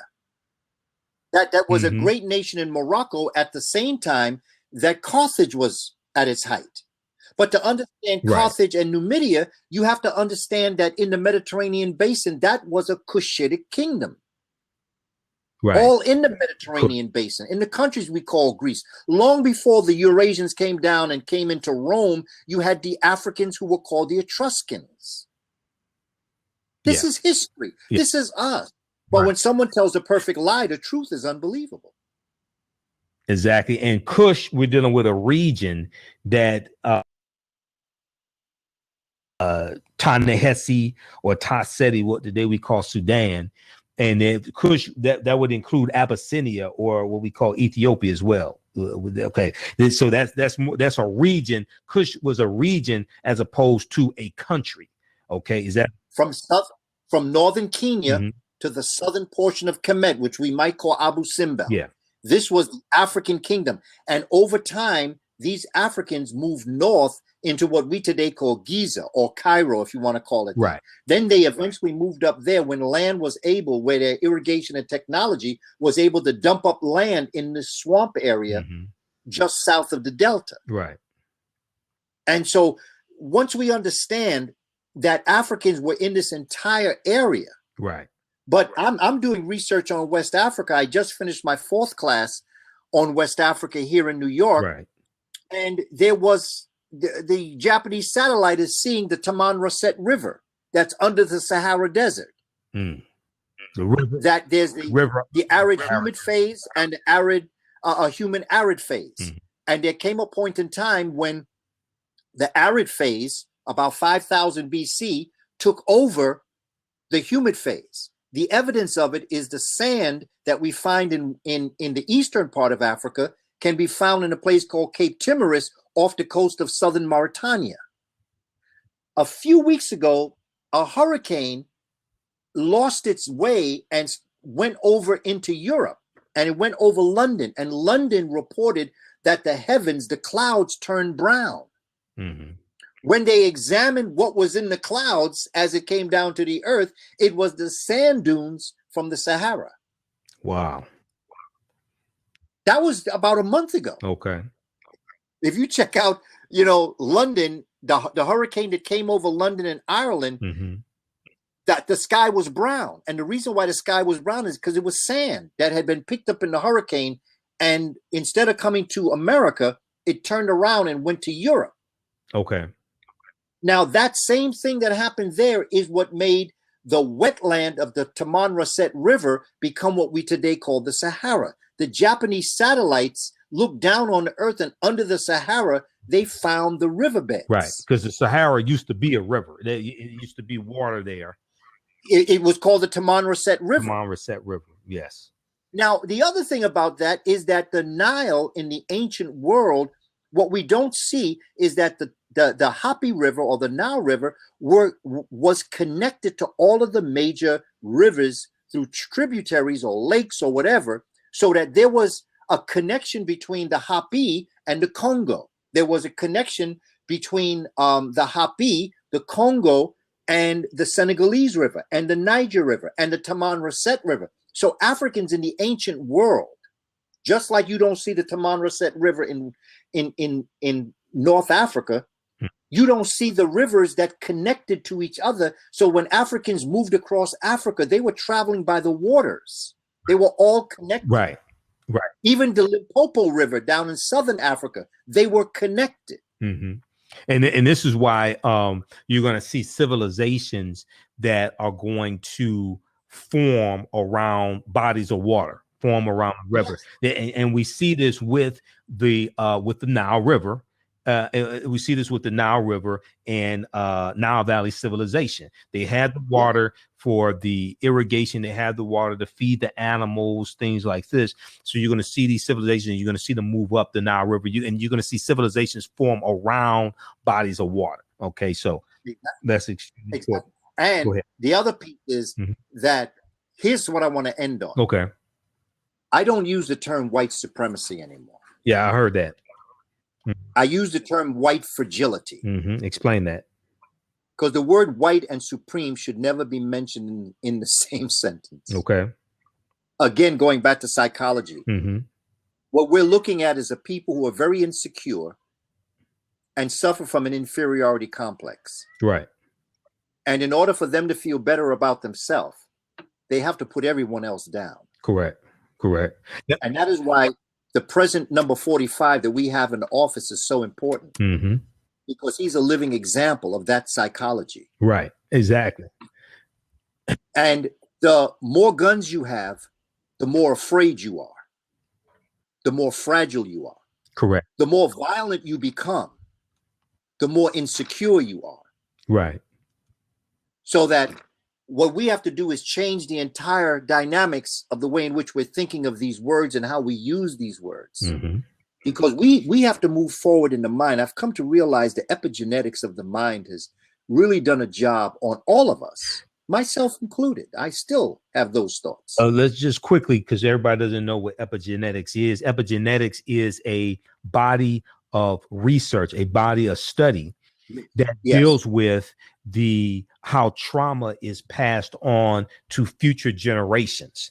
And Dr. Rachel Yehuda has done research with Holocaust survivors. Okay, she's written a study for the New England Journal of Medicine, and she's done a lot of research with Holocaust survivors, and they show how trauma can cause elevated hormonal levels, and it can alter your DNA, the FKBP5 portion of your DNA, FKBP5. It causes elevated hormonal levels, and you can pass on this altered DNA to future generations. And they saw this with Holocaust survivors. So AtlantaBlackStar.com, they had an article about this. They had a short video and said, well, if this can happen to Holocaust survivors, could this happen to survivors of the Great Ma'afa, of the transatlantic slave trade? Okay, but there's a whole body of study called epigenetics, EPIGENETICS. If people should research epigenetics. Go ahead, Brother Kaba. Well, I was going to say part of the epigenetics is what we're doing economically, that we have that our system of living intergenerationally has brought us to this point. And this is part of the reason why we don't do business with each other, is because we have bought into the concept, as others have said, that European ice is colder than black ice. Right. And so we have to look at this psychologically and genetically to regroup and go back to where we were at one point, because it can be turned around. Oh, absolutely. Absolutely. It could be turned around. And it's being turned around. And the fact we're doing this at the Charles H. Wright Museum shows that it is being done. Absolutely. Friday, November 24th, Black Friday. So Black Friday across the country should kick off a whole shopping season where African Americans redirect as many dollars as possible to African American owned businesses and continue this into the new year. Okay, practice the 7 principles of Kwanzaa, the Nguzo Saba. And the reason why it goes from December 26th to January the 1st is so you can take those 7 principles into the new year and practice them 365 days out of the year. All right, Brother Kaba, look, I'm going to let you go. We got to get out of here. I'll see you in Detroit on Friday. You travel safely, man, and Mod Hotep, okay? Mod Hotep, and thank you for this opportunity. And to the family that's watching this, I look forward to the future, because it ain't over till we win. It ain't over till we win. Okay, brother. Peace. Hotep to you, my brother. All right, Hotep. All right, family. That's Professor Kaba Hiawatha Kamene, one of my teachers. You can, if you go to AfricanHistoryNetwork.com and click on podcasts, listen to podcasts of Michael Imhotep. You can go and you can search for interviews I've done with him throughout the years. He's in the Hidden Colors documentaries. He's in 1804, documentary 1804. This documentary came out November 1st, The Hidden History of Haiti. This is with the history of the Haitian Revolution. He's featured in there. We have the Hidden Colors documentaries at our website, AfricanHistoryNetwork.com. We have 1804. You can order those there. We're shipping stuff out, shipped a bunch of orders out yesterday and Monday. We're shipping a ton of orders out on Friday. I'm getting orders together now, actually shipping a lot of orders out on Friday, Saturday, as well. Okay. All right. So this is a special broadcast of the African History Network show. And I wanted to bring him on because we have a special program at the Charles H. Wright Museum of African American History in Detroit on Friday, November 24th, 9 a.m. to 7 p.m. We're doing a screening of the new documentary Black Friday 2. The Living Legacy. We'll have director Rick Mathers there, director of the film. I'm in the film. Professor Kaba's in the film also. You can order the Black Friday. We have a Black Friday bundle pack where you get all 3 Black Friday documentaries, and you get 3 of my DVD presentations. You get all that. I think that's $60 or $50, so $60 something, whatever. something like that, at AfricanHistoryNetwork.com. So check that out also. Okay. Look, we got to get out of here. Remember, at the African History Network, we focus on educating, empowering, and inspiring people of African descent throughout the diaspora and around the world, because right knowledge corrects wrong behavior. What you do for yourself, what you do to yourself, and what you allow other people to do to you is based upon what you think about yourself. What you think about yourself is based upon what you have been taught about yourself. What you've been taught about yourself is based upon everything you've read, heard, and seen about yourself. Okay. And he talked about white fragility, right? I still use the term white supremacy, but I make it clear that white supremacy is a false concept that has real consequences and repercussions. White supremacy is a false concept that has real consequences and repercussions.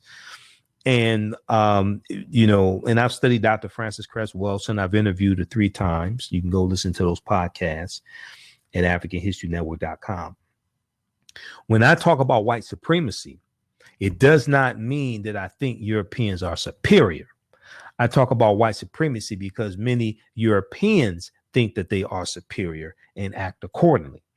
But white supremacy is a false concept that has real consequences and repercussions. But from the ideology of white supremacy comes the power structure of racism. People have to understand what racism is. And if you read some of my articles, I deal with this. Read the article that I wrote called White Racism versus Black Racism. Most people are confused about what racism is, because racism is a system of advantage and privilege distributed based upon race, coming out of the ideology of white supremacy. Racism occurs when one race of people control the majority of the wealth, power, resources, privileges, benefits, land, access to education, access to opportunity, media, etc. And they use that to marginalize, subordinate, and do harm to another race of people. That's what racism is. Okay. So people oftentimes are confused about racism. Racism is a power structure. African Americans cannot be racist because we control about 1.2 to 2% of the wealth in America. We don't control enough of anything as a group of people. Racism is a group to group relationship. It's not individual to individual. Racism does not have anything to do with hating people. That's bigotry. This is where people get confused. You can't fight what you don't understand. This is why when I deal with racism, you have to understand racism from a historical perspective. And the foundation of this in this country, we go back to 1638 in the colony of Maryland and the doctrine of exclusion, which stated that Negroes should never be permitted to enjoy the fruits of white society. Around 1665 is going to be expanded to the other colonies, and it's going to state that Negroes should be relegated to a non-compensated, non-competitive workforce for the express comfort building of white society. Dr. Claude Anderson deals with this in Black Label White Wealth. Black Label White Wealth. Visit his website, powernomics.com. Powernomics.com. You can download, you can order his lectures there, powernomics.com, and you can order his books. Also go to his other website, harvestinstitute.org. HARVEST, harvestinstitute.org. Okay, check that out also, harvestinstitute.org. 2 websites for Dr. Claude Anderson, and I'll be interviewing him November 30th. Okay, November 30th, so look out for that also. Okay, look, we got to get out of here. Remember, right knowledge corrects wrong behavior. It's not over till we win. We'll talk to you next time. Imhotep, peace. Thanks for taking time out of your busy schedule to tune into this broadcast. Share this broadcast on your Facebook page. Invite your friends to tune in. Oh, also sign up for our email newsletter. Text the word Kemet, Kemet. Text the word Kemet, Kemet, to 22828 to sign up for our email newsletter. Text the word Kemet, Kemet, to 22828. Sign up for our email newsletter. Okay. All right. And I'll see you all in the Detroit area and up in Flint and all the surrounding areas. I'll see you at the Charles H. Wright Museum of African American History, Friday, November 24th. Okay. Talk to you next time. Peace. We got to get out of here.